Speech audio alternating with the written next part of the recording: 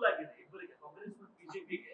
If Congress would have selectively taken stand to support only women's apart from delimitation, it would have made some difference. Definitely yes. Definitely yes, and we already taken a decision in 2023. As for your knowledge, I'm telling you, we have already supported this bill. Now also we are ready to support. Now also, today also, tomorrow also, if they call for 543 as it is in Parliament, reservation for 33% in 543. Tomorrow also we are ready, and today also we are ready.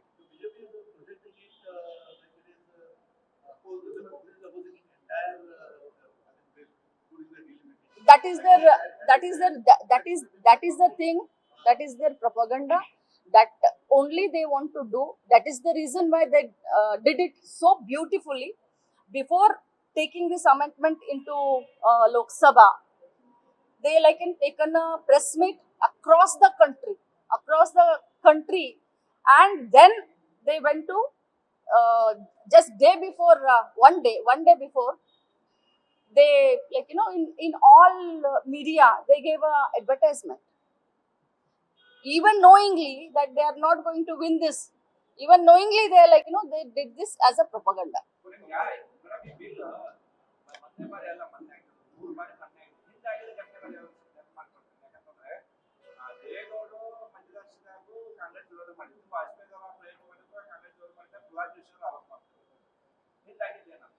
ನೋಡಿ, ನಾನು ಇತಿಹಾಸದ ಬಗ್ಗೆ ತಿಳ್ಕೊಂಡು ಮಾತನಾಡಬೇಕು.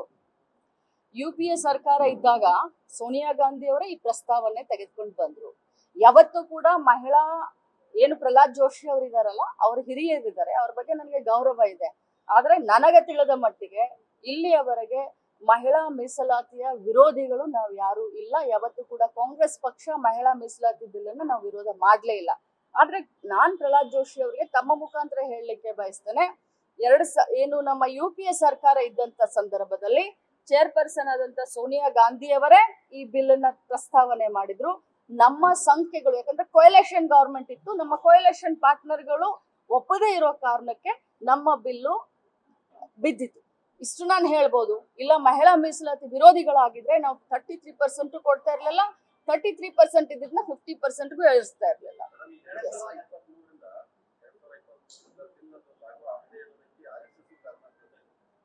ನೋಡಿ, ನಾನು ಯಾವುದೇ ಸಂಘಟನೆ ಬಗ್ಗೆ ಮಾತನಾಡ್ಲಿಕ್ಕೆ ಸ್ವಲ್ಪ ವಿಚಾರ ಮಾಡ್ಕೊಂಡು ಮಾತನಾಡ್ತೀನಿ.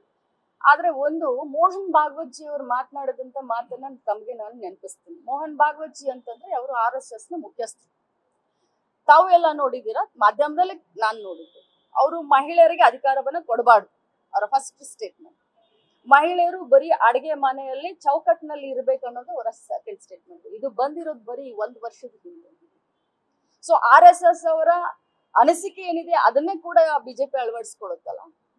That is the answer. Definitely yes ಅಂತ ಹೇಳ್ಬೋದು. ಯಾಕಂತಂದ್ರೆ ಅವರ ಮುಖ್ಯಸ್ಥ ಮೋಹನ್ ಭಾಗವತ್ ಜಿ ಅವರೇ ಮಹಿಳೆಯರಿಗೆ ಅಧಿಕಾರ ಕೊಡಬಾರ್ದು, ಮಹಿಳೆ ಚೌಕಟ್ಟಿನಲ್ಲಿ ಇರ್ಬೇಕು ಅಂತ ಅವ್ರು ಹೇಳಿದಾಗ, ಸೊ ಬಿಹೈಂಡ್ ದಿಸ್ ಅವ್ರದೇ ಇರಬಹುದು ಅಂತ ತಾವು ಪ್ರಶ್ನೆ ಕೇಳಿದ್ರೆ ನಾನು ಎಸ್ ಅಂತ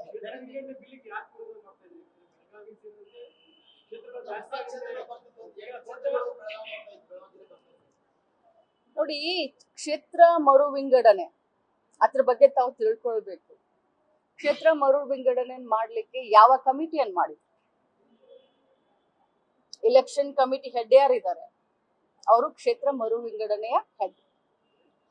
ಅದರಲ್ಲಿ ವಿರೋಧ ಪಕ್ಷದ ನಾಯಕರಾಗಿರ್ಲಿ, ನಮ್ಮ ಪಕ್ಷದ ನಾಯಕರಾಗಿರ್ಲಿ, ಯಾರು ಇಲ್ಲ.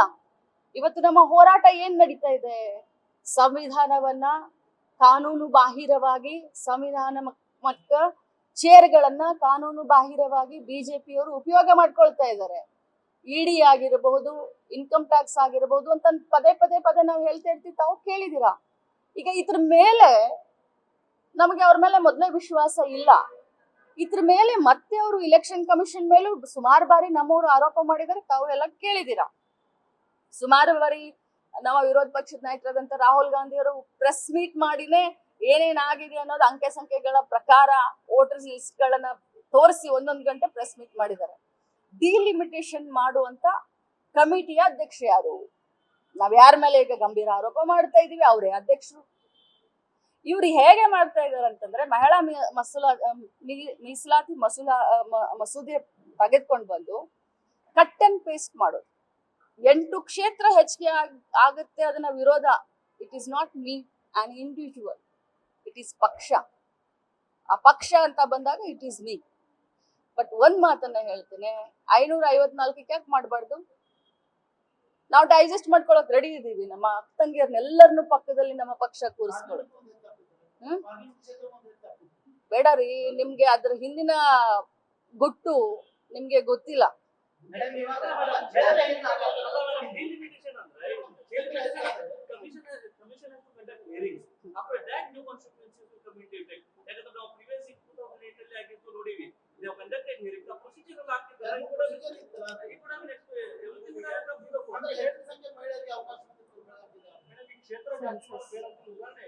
ಒಳ್ಳೆ ಕ್ವಶನ್ ಕೇಳಿದ್ದಾರೆ.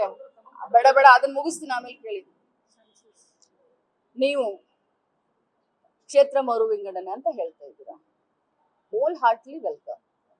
ನಾವು ಕ್ಷೇತ್ರ ಮರು ವಿಂಗಡಣೆ ಮಾಡಿದಾಗ ನಾವೇನ್ ಮಾಡಿದ್ವಿ ತಮಗೂ ಗೊತ್ತಿರ್ಬೇಕು. ನಾನು ಅವಾಗ ಹೊಸದಾಗಿ ಬಂದಿದ್ದೆ ಅವಾಗ ರಾಜಕಾರಣದಲ್ಲಿ. 1 ನಿಮಿಷ, ಯಾವ ರೀತಿ ಹಿಯರಿಂಗ್ ಆ ರೀತಿ ಇವ್ರ ಮೇಲೆ ನಮ್ಗೆ ವಿಶ್ವಾಸ ಇಲ್ಲ. ಇವ್ರು ಹಿಯರಿಂಗ್ ಅದು ಎಲ್ಲ ಮಾಡೋದಿಲ್ಲ. ಇವ್ರೆಲ್ಲ ಈಗ ರೆಡಿ ಆಗ್ಬಿಟ್ಟಿದೆ, ಮ್ಯಾಪ್ ರೆಡಿ ಆಗಿದೆ ಇವ್ರದ್ದು 2029 ಇಲೆಕ್ಷನ್, ಅದ್ರ ಮುಂದಿನ ಇಲೆಕ್ಷನ್. ಬರೀ ಇಲೆಕ್ಷನ್ ಗೆಲ್ಲುವಂತ ಮಷಿನರಿ ಇವ್ರು ಈ ಅಬ್ಜೆಕ್ಷನ್ ಯಾರು ಕೇಳಲ್ಲ ರೀ. ನಮ್ಮ ವಿರೋಧ ಪಕ್ಷದ ನಾಯಕರೇ 2 ಸತಿ ಲೆಟರ್ ಬರೆದ್ರು, ಮಹಿಳಾ ಮಸೂದೆ ಬಿಲ್ ಅನ್ನ ನೀವು ಮಂಡಿಸ್ಕೊಂತ ಮೊದಲು ಕರೀರಿ ನಮ್ಮನ್ನಂತ. ಅದಕ್ಕೆ ಇವರು ಲೆಕ್ಕಕ್ಕಿಡ್ಲಿಲ್ಲ. ಇನ್ನು ಯಾರ್ರಿ ಅಬ್ಜೆಕ್ಷನ್? ಸಾಮಾನ್ಯ ಜನ ನಾವು ಅಬ್ಜೆಕ್ಷನ್ ಮಾಡಿದ್ರೆ ಕೇಳ್ತಾರ ಇವರು? ಈಗಾಗ್ಲೇ ರೆಡಿ ಆಗ್ಬಿಟ್ಟಿದೆ ಅವ್ರದ್ದು. ಅವ್ರು ಬರ್ಕೊಂಡು ಇಟ್ಕೊಂಡಿದ್ದಾರೆ ಹೊತ್ತಿಗೆಯನ್ನ. ಅಷ್ಟೇ. ನ್ಯೂಸ್ ಫಸ್ಟ್, ನಿರ್ಭೀತಿಯಿಂದ ನಿಮ್ಮ ಪರವಾಗಿ.